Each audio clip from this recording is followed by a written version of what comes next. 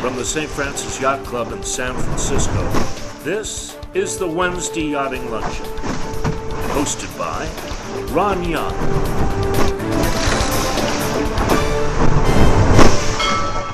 Welcome to the Wednesday Yachting Luncheon, live from the virtual grill room of the St. Francis Yacht Club. We hope that you and yours are safe, sheltering in place in a comfortable environment, and we look forward to all getting together back at the Yacht Club just as soon as conditions permit. I recently had a meal at the Yacht Club. It was wonderful to have lunch out on the race deck, socially distanced, of course, but we're just about ready to start opening up the club again, and I look forward to it. Our speaker today started sailing in a beautiful place, if you've ever sailed at Tabor Academy in Marion, Massachusetts, a beautiful, adorable setting. At summer camp at Tabor, he learned to sail on little Marconi catboats. He would go on to Choate and ultimately finish at Brown University, where he was on the varsity sailing team. He studied American English at Brown and put that degree to good use, working for the Saturday Evening Post and then Life magazine. At Life magazine, he had some pretty good gigs.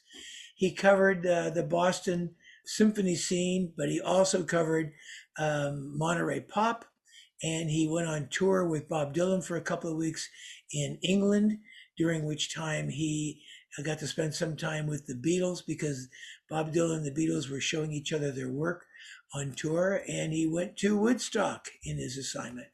He would go on to write 20 books, 7 of which have been about sailing. He's written a half a dozen biographies, including for Ted Turner, a biography on Ted Turner, a biography on Dennis Conner's 1988 catamaran defense, as you may recall, against the Big Boat Deed of Gift Challenge for the America's Cup by Michael Fay from New Zealand. He wrote a book about Victor Kovalenko, the incredibly successful Australian sailing coach, and multiple other significant personalities. During this time, he's developed quite a cool knack for telling big stories. And 10 years ago, if you were in Valencia, I guess it's 11 years ago, almost now, an amazing thing happened. And his book, Learning to Fly, is about the meeting of these gigantic sailing craft. And the pictures by Gilles are incredible. And the book by Roger Vaughan is our subject today. So Roger will read from the book, and we're going to enjoy, some time with this great author. So with that, welcome to the Wednesday Yachting Luncheon, Roger Vaughan. Thank you. Nice to be here.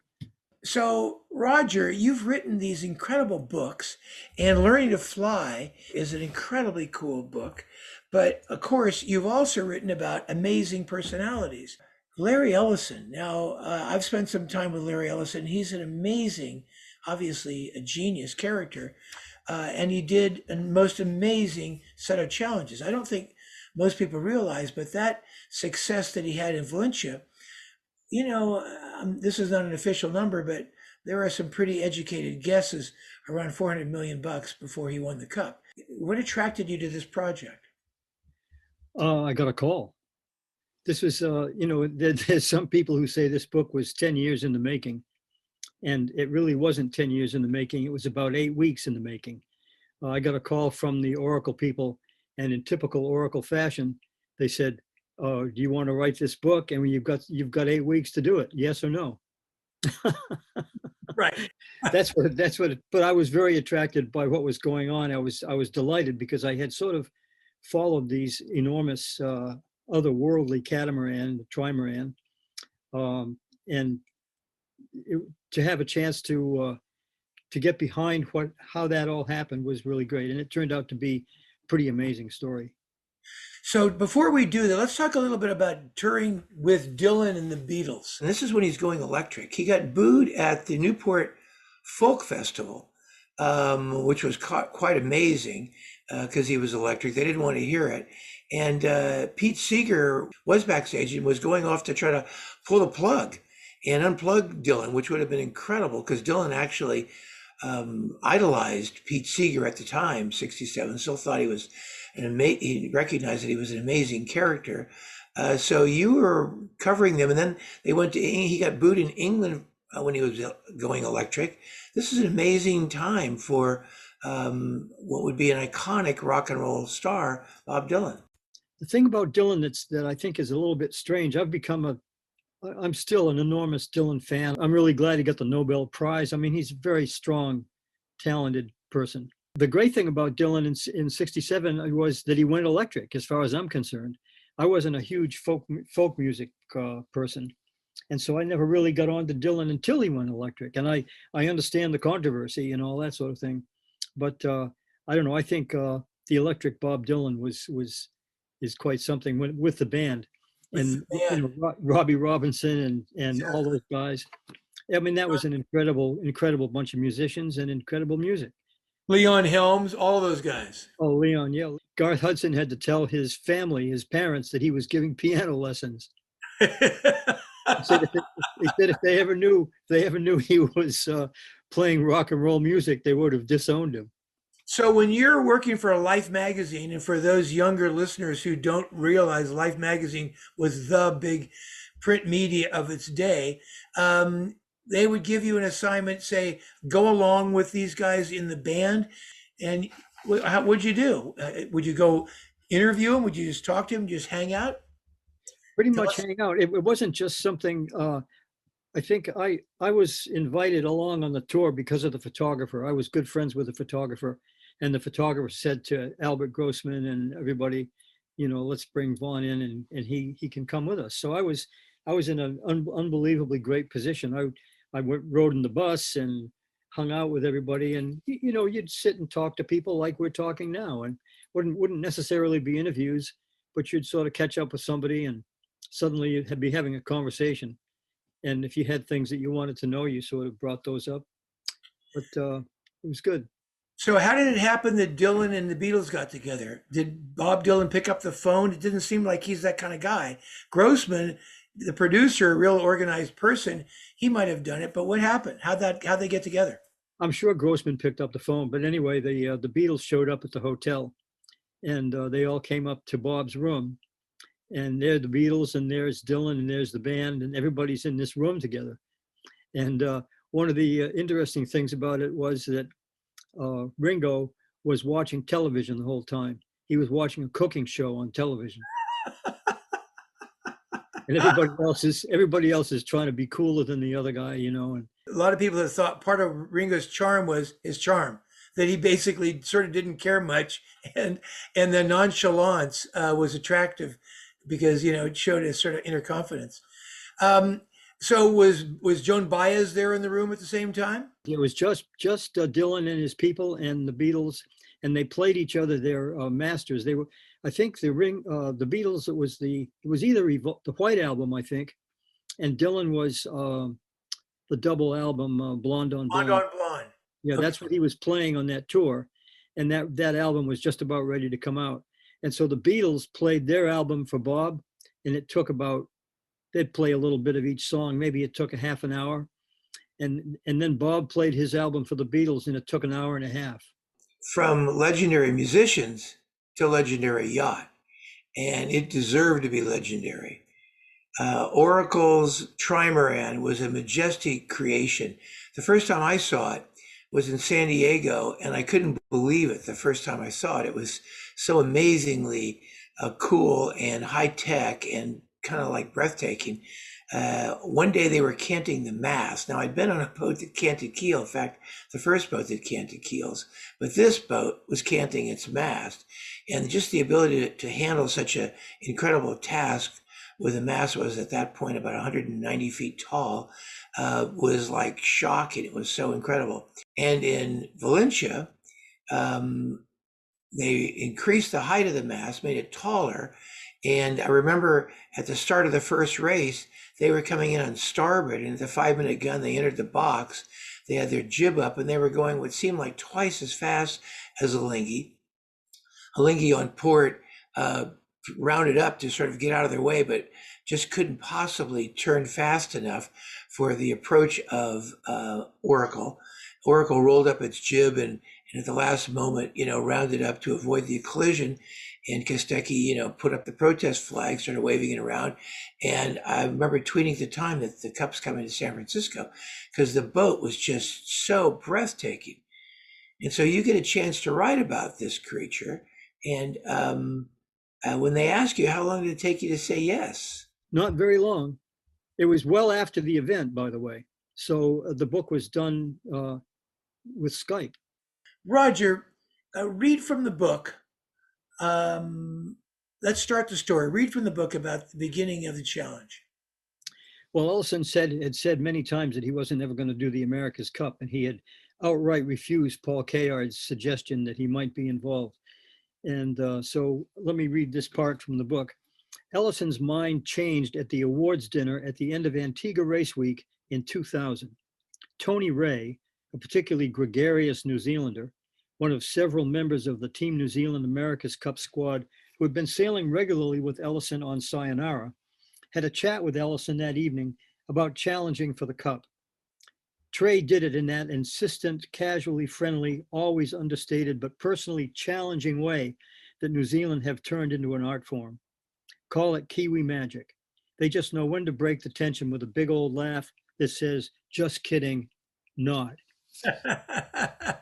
I walked over and crouched down beside him, Ray says, and we talked about the regatta, then got into other races he had planned for the boat. He had some questions, and I might have mentioned how we organize things at Team New Zealand. I may have mentioned the America's Cup. Larry said, tell me more about the Cup. So I did. I told him what it involved. He said he had a design team, the Far Office. I suggested they might be committed to someone else, and he said, no, we can get them. I figured maybe he could. I've been talking about sponsors, and he said, we don't need sponsors. We can do it now.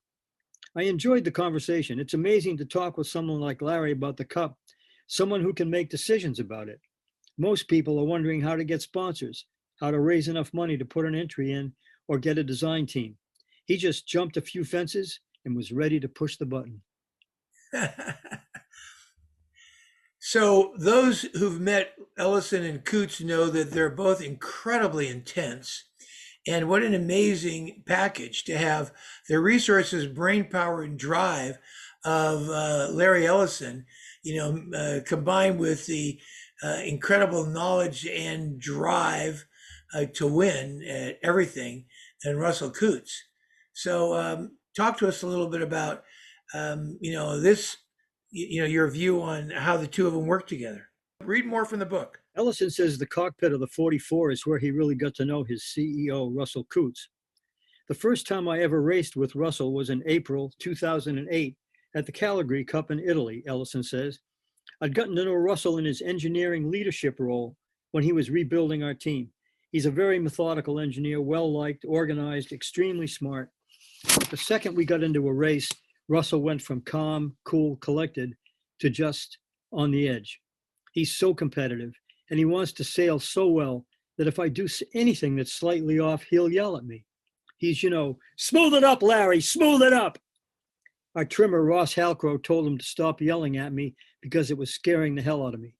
But it took until the end of the regatta for him to stop yelling at me. And he said, well, that's pretty good. Okay, you're okay. He's hyper competitive. I think that's a common denominator of the really great athletes that I've known. Ellison told me that in his first match race series in RC44s, it was blowing 22 knots. They blew out a chute and were playing catch up to a decent Polish team. Quote, coming to the finish, we were both going 18 knots, Ellison told me.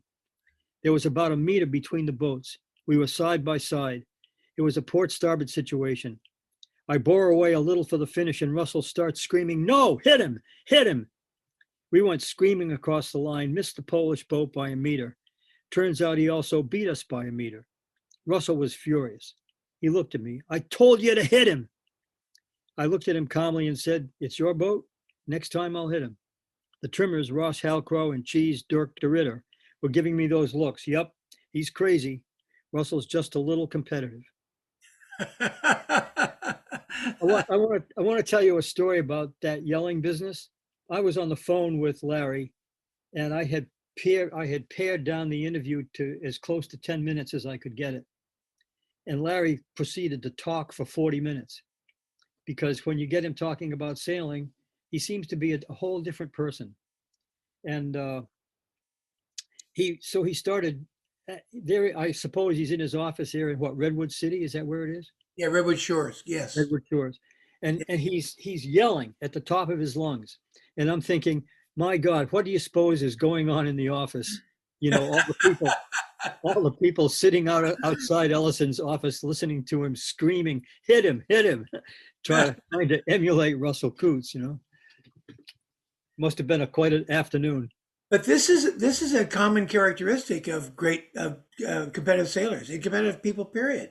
You know, basically, we've seen the same kind of stuff happen with other sailors. So I want to hear more about the book. In Valencia, after they made the mast taller and they were using a solid wing, they could fly a hull at like 6 knots of breeze, 5 knots of breeze. The boat was just so streaking fast. Yeah, it was unbelievably fast. And some interesting things about the boat. There was a 75-ton compression load on the mast step, 32 tons on the forestay with the mainsail sheeted on, and 24 tons on the main sheet. 24 tons on the main sheet. And the winches got so hot they melted the lines. They threw buckets of water on them to cool them off.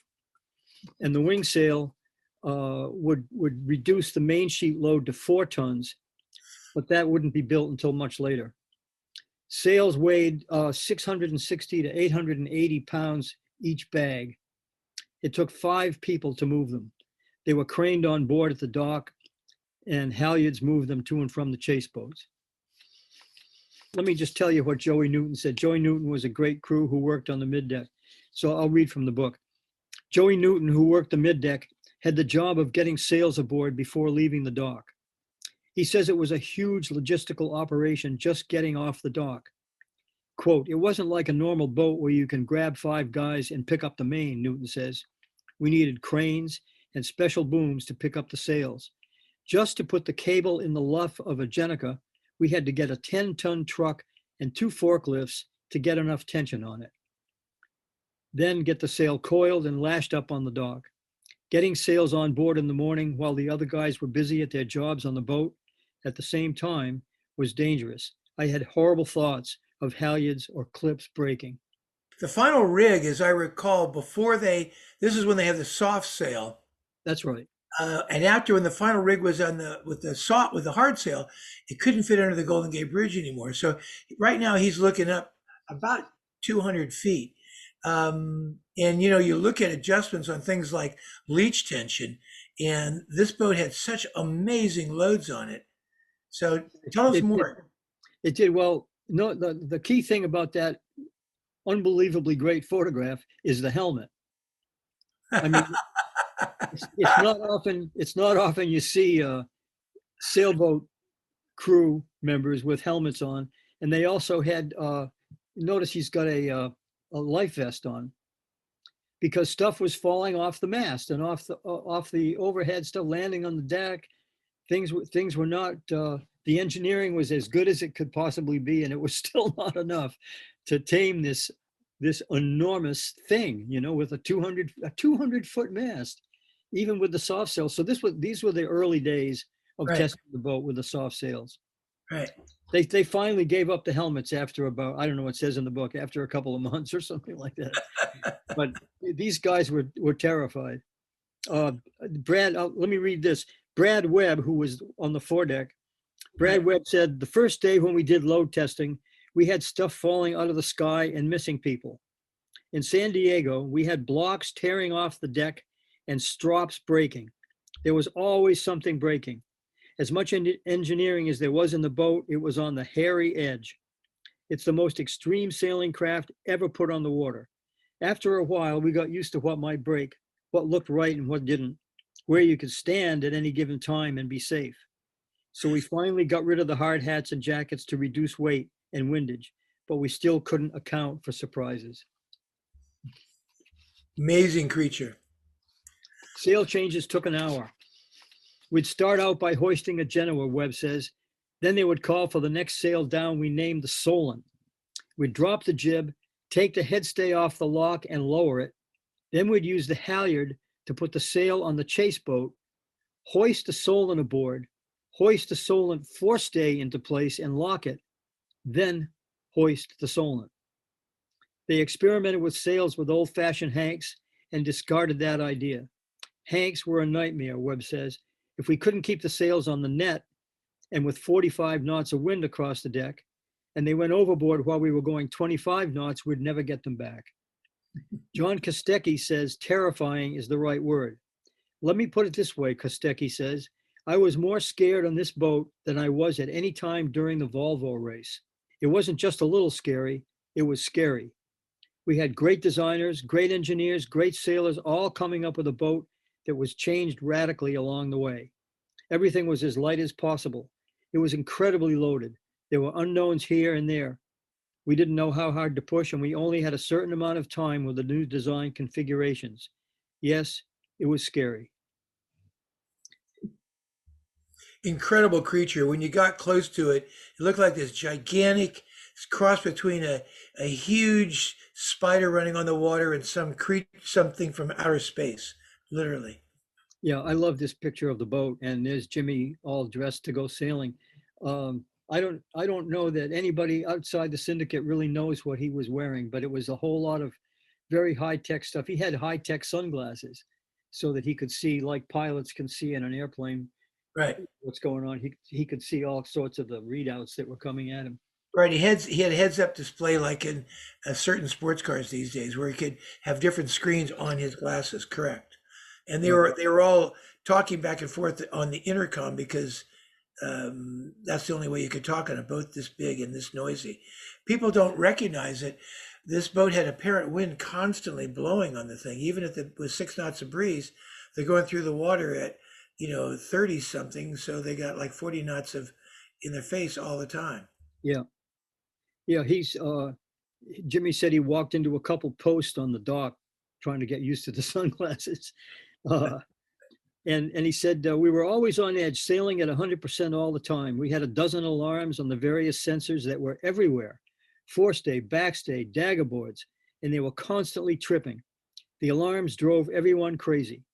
I was watching everything and passing the word, crank on that, ease this, all the time. We constantly monitored way to windward because we had a writing moment that we had to live by. It all came down to how close to the edge you wanted to get, how much you wanted to eat into the safety factors. You can understand why Kostecki said he was scared, more scared than on the Volvo race. Yeah, right. Absolutely. Well, the Volvo race, first of all, there were a lot of boats that were similar to each other. There was nothing else anywhere like this. And as you can see, the canting mast, this was a completely experimental, gigantic, amazing contraption, with all kinds of new features. And thank goodness for them that they went ahead with the hard sail, because they would have been in trouble after they broke the rig, and they had to go to the hard sail. That was great. Yeah, well, this shows you the bowsprit problem. The bowsprit, as we all know, it needs a nice deep bow underneath it, so the bobstay has enough of an angle to keep the pressure of the sails from ripping off, right? And you can see how shallow USA 17's hull is in this photograph. Right.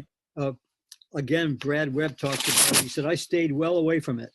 I never went out on it when we were under load. If I had to make an adjustment, we'd bear away, unload, and I'd go out. We were good about that in all areas. We never put anyone in danger.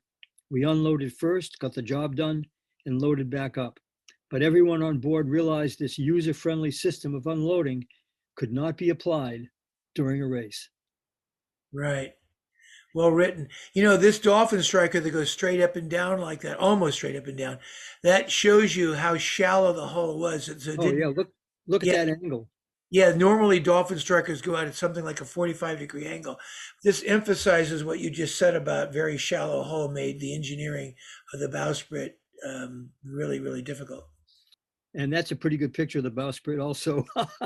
No dolphin striker yet. See that? There's no dolphin striker yet. No, that's early. Well, that's the launching. That's really early. That's before that's probably bowsprit. That bowsprit probably lasted about 2 days. Because right. they broke a bunch of them. Right. And you can see, even if you're not a designer, you can see the problem. I mean, that bowsprit's got nothing holding it up. On November 3rd, 2009, the trimaran broke mast number 3 while sailing off San Diego. And again, from the book, we were flying, Dirk de Ritter says. We had the mast move forward that day, and we had moved the baby stay up 1 notch. Mike Drummond, who was the design director, was on board, and he said the mast just didn't look right. We said, okay, we'll bear away, we'll unload and put the baby stay back where it was, de Ritter says. I was sitting in the middle of the boat under the boom, ready to ease the main because we were on full load, and the first 4 or 5 meters of ease is pretty loaded, so you have to be watching the winch.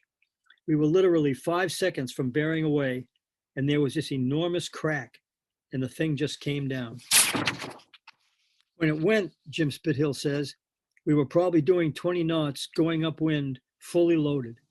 It was just a snap of the fingers, bang. That's why it threw guys off the boat. The platform I was standing on split in half. I came down and hammered my ribs on the wheel. I saw our navigator, Matteo, standing looking at it, and I screamed at him. He jumped out of the way. It was loud, the most violent thing I've ever been a part of. Trimmer Ross Halcrow was the other concern because he was under it. Halcrow was again wearing a helmet because the previous day he had noticed more bend in the boom and was afraid it might break. He was often working under it. By the time I worked out the rig was coming down, Halcrow says, all I had time to do was lay on the trampoline as close to the hull as possible. The boom ended up on top of me.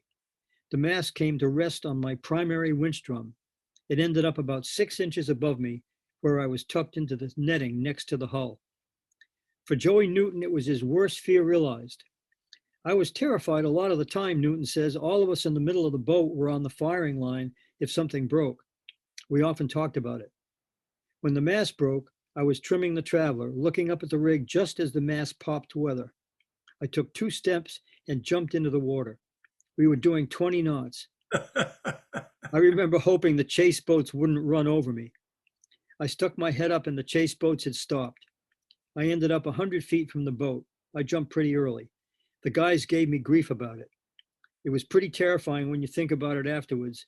At the time, you act on instinct and get out of the road. Afterwards, lying in bed, you think, man, that was a bit scary. Roscoe was under it, poor bloke. He needs to do more speed work so he can get out of the road quicker. This is in the San Diego shed right on the waterfront. And it's a nice picture that I like it because it shows how big the damn thing is. Look at the size of the human being down there. Was almost ready the day mast number 3 went over the side. And there's only one person to say thank you very much to for that, and that's Larry Ellison. While Bertarelli had a chance to do a wing sail and he decided it was too much money. And Larry had a chance to do the wing sail and he said, do it, green light. That's a big decision. No kidding. And especially since, this wasn't his first dance. He'd lost in a couple of previous attempts. And you got to take your hats off to the incredible, tenacity it took. And the engineering prowess to pull it off.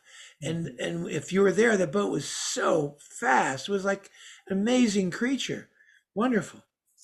Well, the guy in 1988, I did the book with Dennis about that campaign. Right, the Stars and Stripes catamaran. Right. Yeah, and the guy who came in and designed that hard wing sail for Dennis was Dave Hubbard, who had won all these C-class Little America's Cup things. Right. And he was maybe one of the first people, well, no, I'm sure that's not true, but he was to really make something out of a wing sail, Dave Hubbard. And he said when this was all done, and he prides himself in saying he was like the analog guy. Yeah.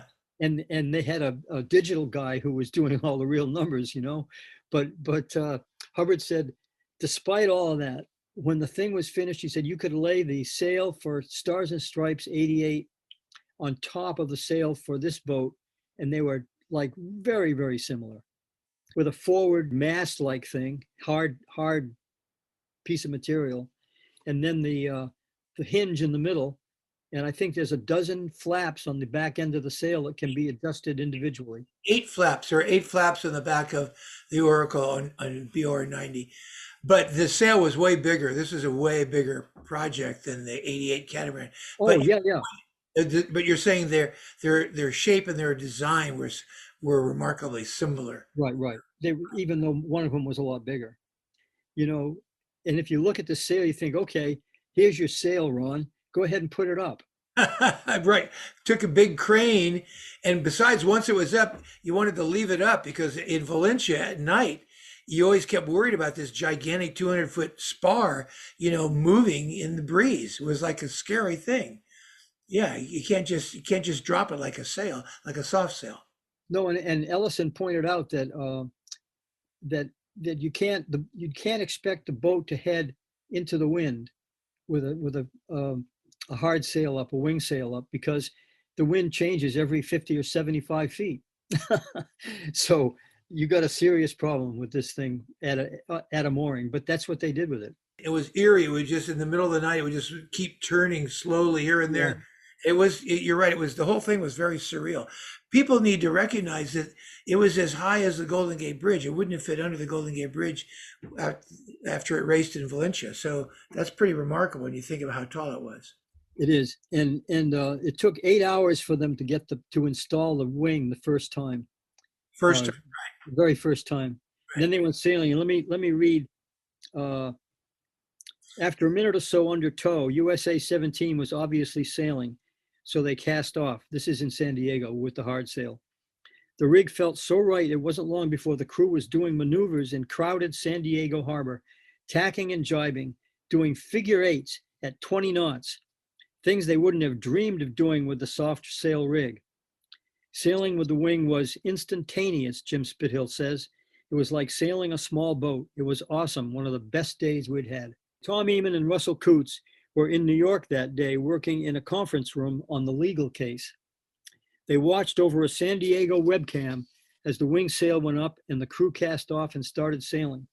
Then Russell and Tom had to dash off to catch different planes at different airports.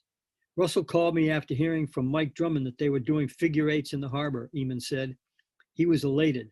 I'd never heard him so excited. Scott Ferguson, BMW Oracle's rig designer, was on board. My heart was in my throat, he says. It was an emotional time for me. We'd worked so hard to get the wing designed and built. To go from inside the tent where we had done a little testing, then through the lifting procedure to going sailing, taking it slowly, making sure everything worked as we expected it to work, was surreal. As the day went on, we loaded it up more. Then Jimmy turned to me and said, Scotty, can we fly a hull?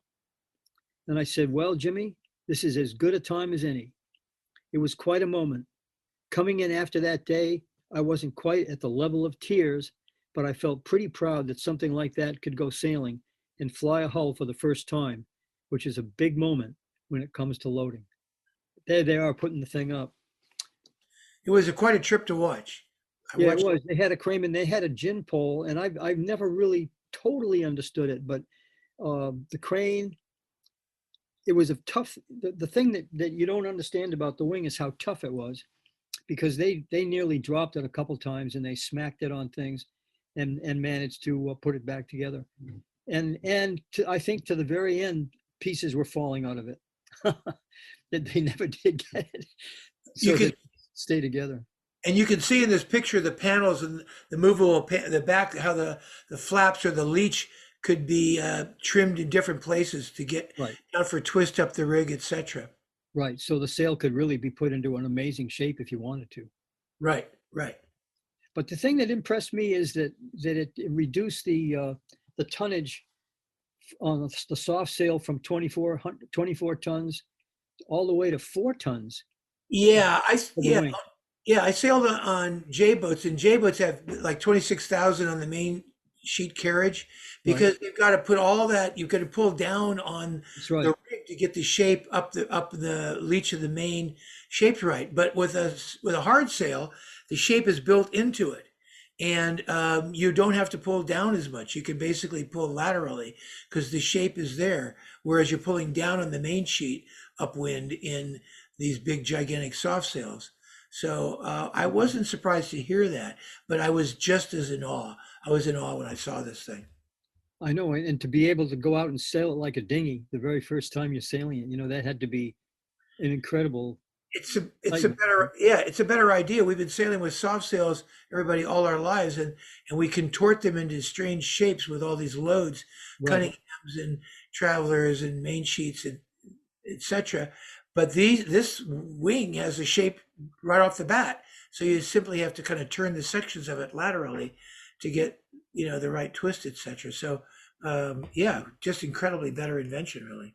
Look at this creature. Look at this thing. One of the nicer photographs I've seen of the boat.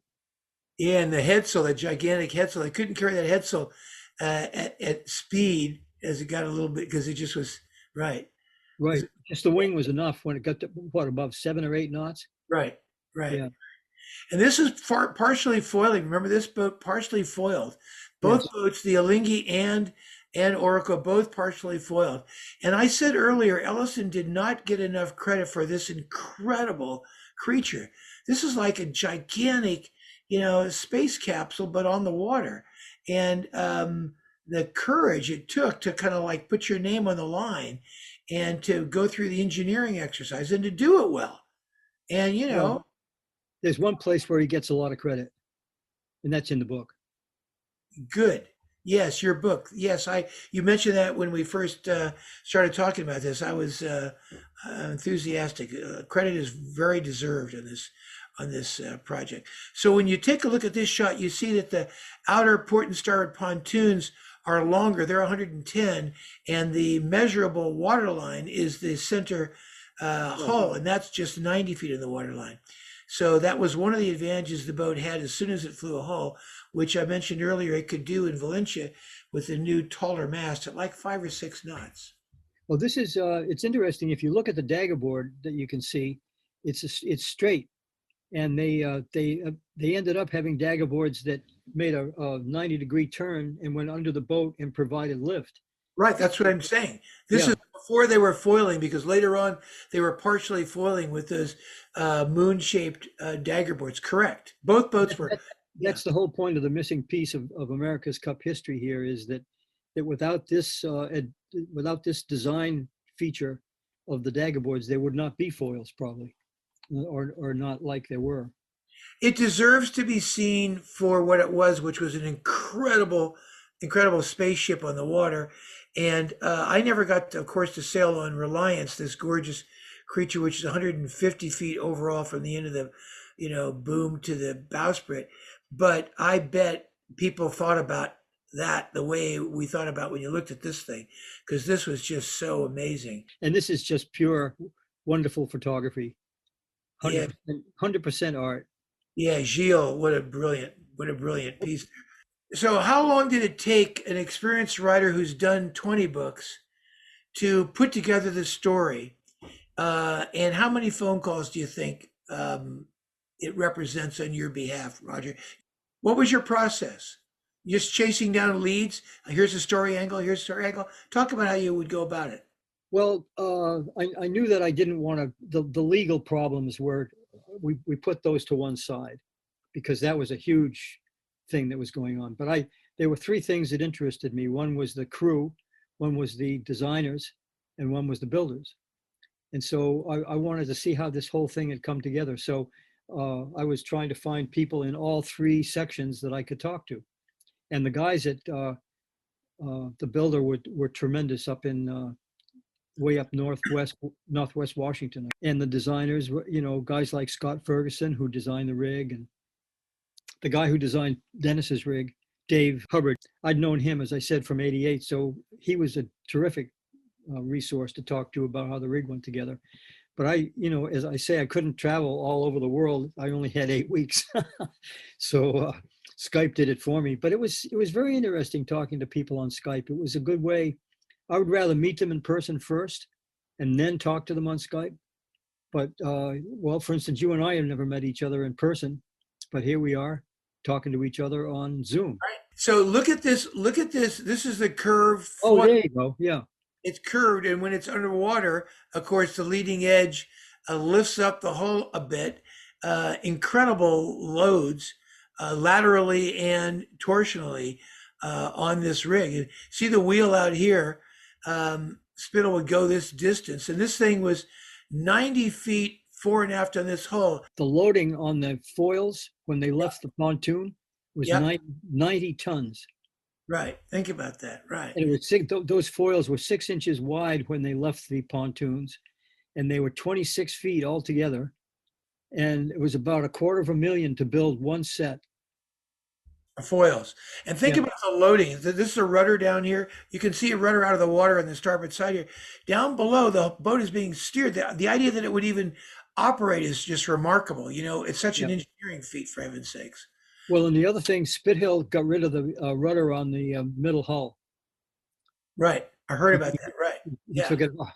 First, he cut 6 inches off. Then he cut another 6 inches off, and then he said, "Why don't we just take it off?" And there were a couple times. One time at the first race when he got into irons, and he wished he'd had it. But Yes, right at the pre-start of the first race and right in the start. That's exactly right. Yeah, Lingy went off on this long port tack after the start, and they were gone. But Oracle finally got out of irons, and then got rolling, and that's when the speed was proven. Yes, that's when. Well, it's like the first leg of any America's Cup race, isn't it? yes.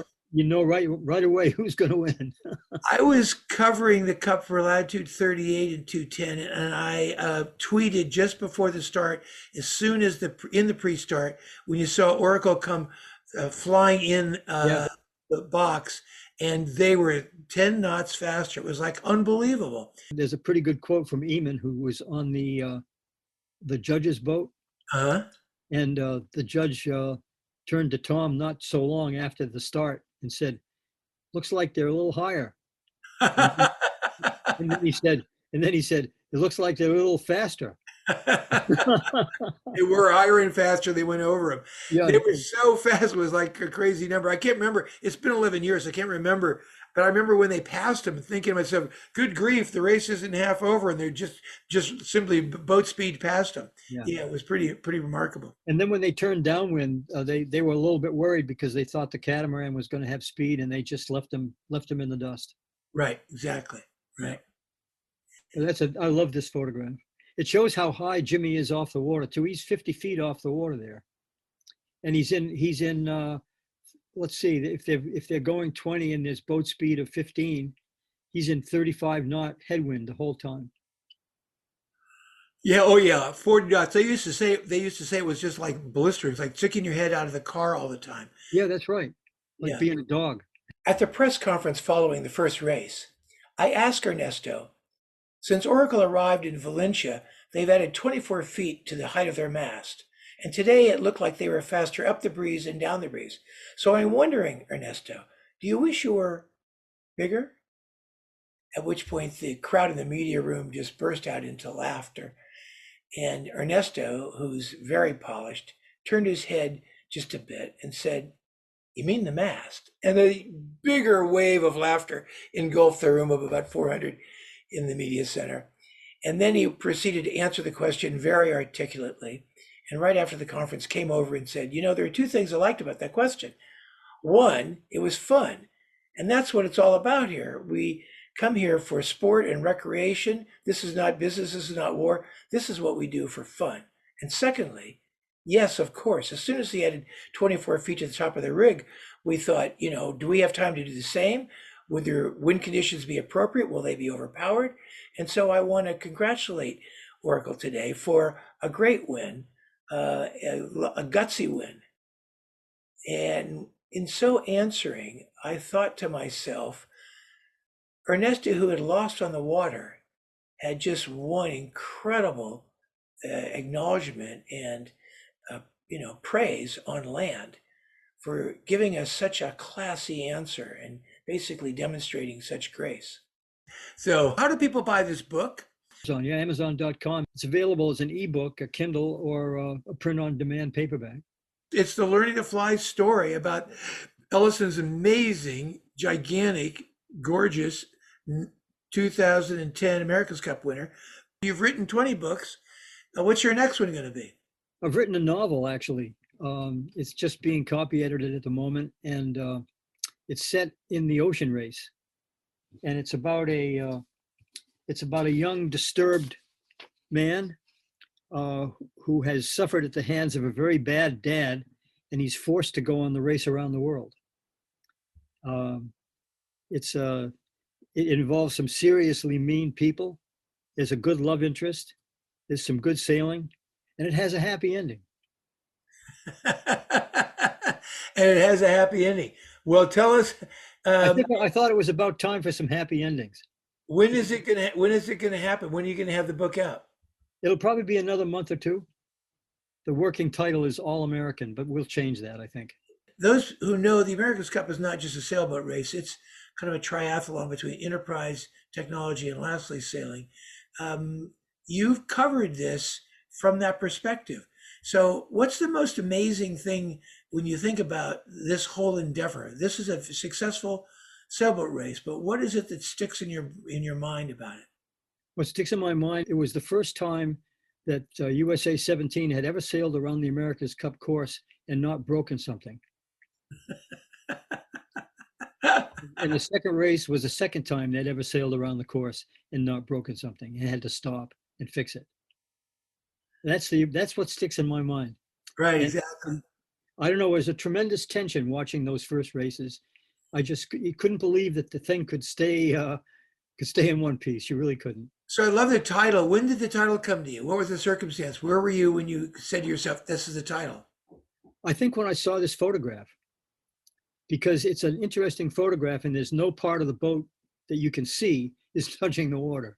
So Roger, what's your writing process? How do you basically get your head into, your subject? How do you basically, do you wake up early in the morning? You write at night? What's your deal like? I work from 8:30 in the morning till 1 in the afternoon every day, 7 days a week. And it's never not with me. I think that's I can be splitting wood or feeding the hens or doing whatever I'm doing. And the book is I'm always thinking about it. Where to go next, what should happen. I keep a piece of paper in my back pocket and a pen. I write things down. So that's sort of the process. It's a continuous process. So you write stuff on a piece of paper, then in the morning at 8:30 the next morning, you take your scribbled notes and your pad of paper and you turn them into these cool books. Either that or I throw them away. So now your crib, as the kids would say, is pretty cool. I've got a couple. What have I got? 2, 3 sailboat models in my environment. You've got a couple of sailboat models there. Are we talking to you from Newport, Rhode Island? Are we talking Oxford, Maryland. You're in Oxford, Maryland. Right. How far is that from Annapolis, Maryland? It's 1 hour. 1 hour. The boats you're looking at over my shoulder are radio controlled lasers. So we have a fleet here. We race. There's 10 or a dozen of us every Wednesday night racing radio controlled lasers. I see the logo, the laser logo there. But you're sealing, the whole environment looks pretty cool. This is your place in Oxford, Maryland. Yeah, this is the den in Oxford. Now, as I recall, there's a river. You can take this river and get down to the Chesapeake from your river? Yep, you can. We can look across the river and see the Chesapeake, maybe 5 or 6 miles out. How often do you go sailing these days? Well, unlike you, we don't have the weather, so we're just starting to put the boats back in the water. I mean, you're tan, I'm as white as a sheet from a terrible winter. I was sailing today. Yeah, I know. You look like you've been living in Puerto Rico or something. I took part Cherokee, but I took my visiting sister from Colorado, my 16-year-old nephew, and my 11-year-old niece sailing today, and then rushed here to do an interview with the famous Roger Vaughan about an incredible moment in America's Cup history. And so it was worth it to come zooming in from racing youngster out there in San Francisco Bay. Well, it's a pleasure to be interviewed by the famous Ron Young. You're really a master with your books, and you're a master storyteller. And Roger Vaughan, it's been quite a pleasure to have you as our guest in the Wednesday Yachting Luncheon. I know our viewers will like hearing the whole story. And just to give another merciless plug, you can buy this on Amazon. And we want our writers to have people buy their books because we need the writers of the world as much as we need the great photographers. And Gilles' book the photography is pretty incredible. Good heavens. It's great. So with that, thank you very much, Roger. And with that, the Wednesday Yachting Luncheon is adjourned. Thank you. Nice to be here.